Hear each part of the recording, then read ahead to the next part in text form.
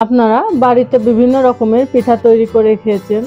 আজকে আমি আপনাদের সাথে ক্ষীরের মালপোয়া পিঠার রেসিপিটি শেয়ার করব।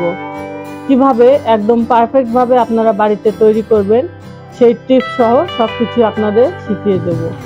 বাই দ্য ওয়ে, আমি স্বর্ণা, আপনারা দেখছেন অর্ণা কিচেন। আজকে রেসিপি ক্ষীরের মালপোয়া। তো চলুন রেসিপিটি দেখে নিন। তো আগে থেকেই আমি গাবলাতে 1 বাটি আতপ চাল এবং 2 বাটি ময়দা দিয়ে মিশিয়ে নিয়েছি। চালের গুঁড়োর মধ্যে দিয়ে দিয়েছি সামান্য একটু লবণ, দিয়েছি পরিমাণ মতো চিনি। এখন দিয়ে দেব জল। এই জলের পরিমাণটা আমি একবারই দেব না, অল্প অল্প করে জল দেব এবং ভালোভাবে মাখিয়ে নেব। পিঠা তৈরির জন্য আপনারা যদি এই চালের গুঁড়াটা ভালোভাবে মাখিয়ে নিতে পারেন তাহলে আপনারা পারফেক্টভাবে পিঠা তৈরি করে নিতে পারবেন। আর হ্যাঁ, আমার চ্যানেলে যারা নতুন তারা অবশ্যই আমার চ্যানেলটি সাবস্ক্রাইব করে দেবেন এবং পাশে থাকা বেল আইকনটি বাজিয়ে দেবেন। তো দেখুন, আমি অল্প অল্প করে জল দিচ্ছি এবং চালের গুঁড়াটি ভালোভাবে মাখিয়ে নিচ্ছি। তো এখানেও আমি অল্প জল দিয়েছি এবং এই জল দিয়ে চালের গুঁড়া ভালোভাবে মাখিয়ে নিচ্ছি। আপনারাও বাড়িতে এইভাবেই মাখিয়ে নেবেন।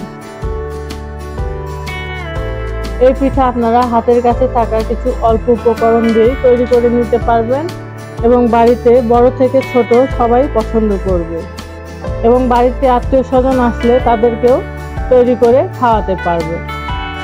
তো এইভাবেই অল্প অল্প করে জল দিয়ে পিঠার গুলাটি তৈরি করে নিতে হবে। তো দেখুন, আমার পিঠার গুলাটি তৈরি করা হয়ে গেছে। পিঠার গুলাটি বেশি পাতলা করলে হবে না, একটু ঘনর উপরই রাখতে হবে, কারণ পাতলা করলে গুলাটি দেওয়ার সাথে সাথে ছেড়ে যাবে। তো গুলার মধ্যে দিয়ে দিচ্ছি সামান্য একটু গোমৌরি। এই গোমৌরি দেওয়ার কারণে আপনারা সুন্দর একটি ফ্লেভার পাবেন এবং খেতেও ভালো লাগবে। তো এখন আমি এখানে আগে থেকে দুধ দিয়ে তৈরি করে নিয়েছি দুধের ক্ষীর। তো পিঠার জন্য ক্ষীরের শেপটা দিয়ে নিচ্ছি।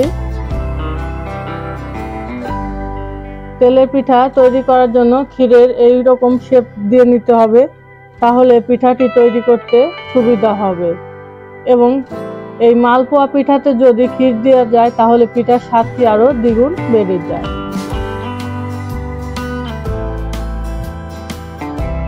এইভাবে আমি ক্ষীরের শেপগুলো দিয়ে নেব।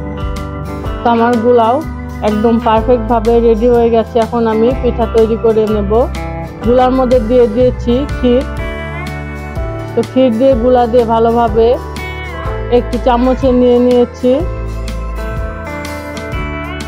এখন আমি গরম তেলে দিয়ে দিচ্ছি তৈরি করে রাখা গুলা। আর হ্যাঁ, তেলটি বেশি গরম করে নেবেন না অবশ্যই, কারণ বেশি গরম করে নিলে পিঠা দেওয়ার সাথে সাথে পুড়ে যাবে। তার জন্য তেলটা এমনভাবে গরম করে নেবেন যাতে পুড়ে না যায়। তো দেখুন, আমার পিঠা ভাজা হয়ে গেছে। তো এই পিঠাটি এখন আমি তুলে নেব।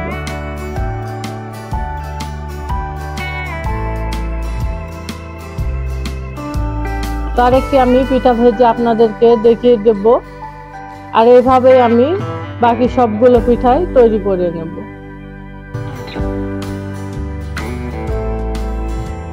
তো এইভাবে আপনারা বাড়িতে একবার হলে ওই পিঠা তৈরি করে খেয়ে দেখবেন যে আসলে কতটা মজার একটি পিঠা, যে পিঠা বাড়িতে সবাই পছন্দ করবে এবং আত্মীয় স্বজন আসলে তাদেরকেও এইভাবেই করে খাওয়াতে পারবেন।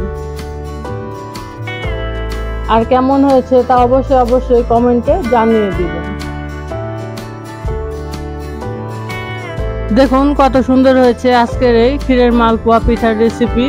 আশা করি আপনাদের ভালো লাগবে। যদি ভালো লেগে থাকে তাহলে অবশ্যই আমার চ্যানেলটি সাবস্ক্রাইব করে দেবেন এবং পাশে থাকা বেল আইকনটি বাজিয়ে দিবেন।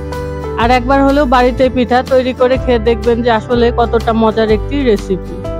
তো সবাই ভালো থাকবেন, সুস্থ থাকবেন। ধন্যবাদ।